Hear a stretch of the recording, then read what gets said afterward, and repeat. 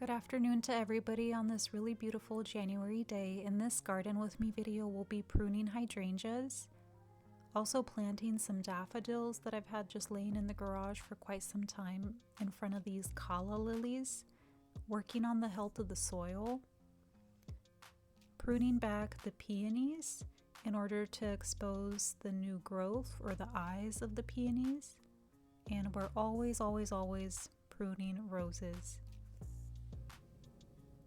I never really noticed that the colors of the hydrangeas change. During the summer, they used to be this really beautiful pinkish, bluish, sometimes even purple color. But now in the winter, they've really become like this red-green color, which is actually really perfect for Christmas if you think about it. But it really never struck me until I saw them laying in the garbage. And I thought, these are just way too beautiful to throw away. And I'd never really done this before. I'd never brought hydrangeas inside during the winter. I'm not really sure why, but when I saw them in the garbage, it just struck me that this is way too beautiful to just throw away. Maybe it was something about the golden hour lighting too, but I did end up bringing some stems inside. I have been needing to plant these daffodils for such a long time now, and I was always waiting for the perfect time or the perfect location in order to plant them. And today I realized, if I don't get them in the ground, I'll never have flowers. So I just got my bulb planter and started planting away. I actually really love the way that these daffodils look together. It's the Juanita and Salome. I might be mispronouncing it, but I love how they both have orange centers. And Juanita has the yellow petals, while Salome has the kind of creamish white petals around. You might notice here that we have very thick clay soil. I'm really hoping that the daffodils will still do well here in this area. And I know that eventually the calla lilies might grow taller and kind of flop over the daffodils, but I'm hoping that they bloom a lot earlier.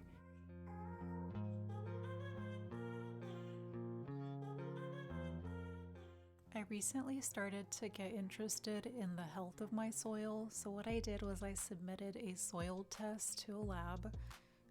These here were the results that I got, and as you could see, my soil pH is 7.7, which is actually really high. I stopped by the local Starbucks to pick up some coffee grounds thinking that might acidify the soil, but after doing some further research, I realized that the coffee grounds, they don't acidify soil, they just add maybe some nitrogen, some organic matter, which those are also good things, but I'm still gonna need help on acidifying soil.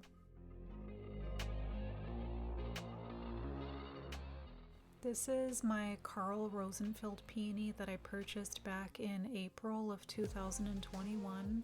When I purchased it, it came in just a really small pot. It had a couple of stems coming out of it, and luckily it did have that one flower, so I knew exactly what it looked like. It's supposed to be like a deep red double peony.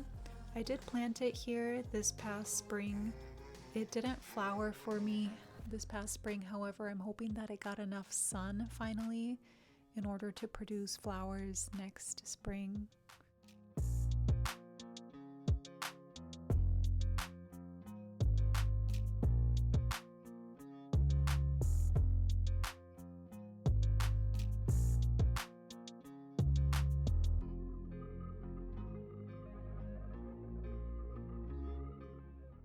This next peony is the Madame Emily Debutante. I always have to pause to make sure that I don't mispronounce the name, but I did purchase this one at the local nursery a few years ago. I think it was around $40 because I purchased it this way, whereas my other peonies I usually try and purchase as bare roots. That's usually a lot more cost effective. I think I got the other ones for around like $13 for 4 bare root peonies at Costco. But this was one of the few that I purchased in a pot. I am hoping that it did get enough sun this past spring and summer as to where it'll produce flowers for me next spring.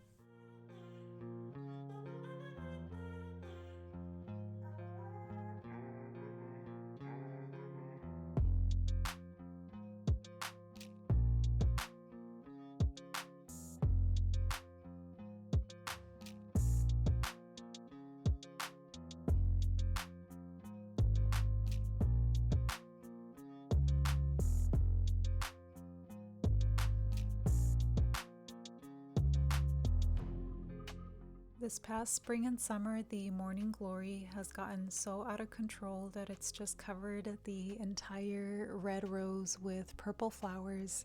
While it does look really beautiful, I think that there's just too much plant competition and the morning glory is kind of suffocating the rose.